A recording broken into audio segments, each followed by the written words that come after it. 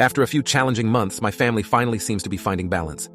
It all began when my 16-year-old daughter, Anna, wanted to move back in with me after spending years living overseas with her mom and stepdad. Her mother and I were never a couple. We had a one-night stand years ago that led to Anna's birth. But we've always co-parented in a friendly, healthy way, putting Anna's well-being first. With her current school environment making her feel isolated, she wanted to return to her friends, family, and native language here. I thought this would be an easy transition, given that my wife, whom I've been married to for several years, was well aware of Anna's situation. However, my wife was resistant to the idea of Anna moving in. She voiced concerns that Anna wouldn't feel comfortable here since they'd only met once at our wedding, and even then, only briefly. That was the last time I'd seen Anna in person, as airfare is pricey, but we have regular video calls to stay close. My wife insisted Anna was a stranger to her and our toddler, a comment that truly stung.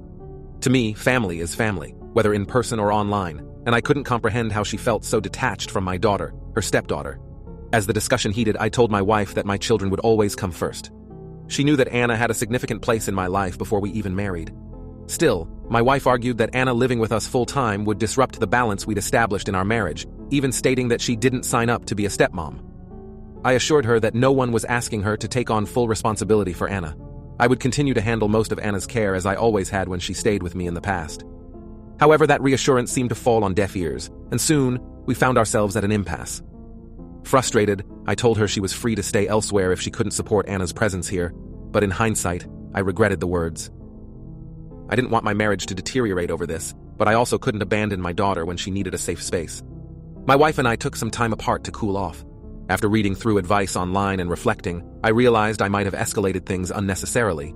So I approached her with an apology, explaining that while my stance on supporting Anna hadn't changed, I wanted to listen to her concerns openly.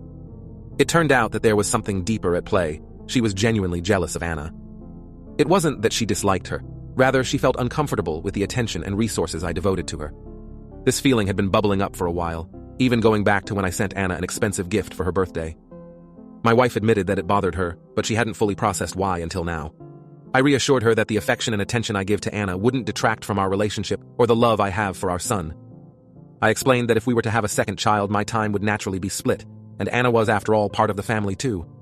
My wife listened, albeit a bit reluctantly, and agreed to work through her jealousy, acknowledging that it wasn't fair to hold it against Anna. We decided to seek couples counseling to help us navigate these feelings constructively.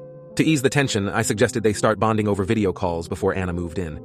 Surprisingly, my wife agreed. Soon, the two of them found common interests and even shared inside jokes that I didn't understand. My daughter called her Auntie, showing warmth despite the physical distance. My wife gradually began to embrace the idea of Anna's arrival, even offering to redecorate her room with our toddler to make it a welcoming space. Today, Anna is finally here with us, and things are smoother than I could have hoped. My wife and daughter have built a comfortable rapport, and their bond has even strengthened over shared TV shows and other hobbies. Our son adores having his big sister around, and the house is filled with the sounds of their laughter as they play together. We're all making an effort to be more communicative, and I'm grateful that my wife has been attending therapy to work through her insecurities. It's not perfect, but it's a far cry from where we started.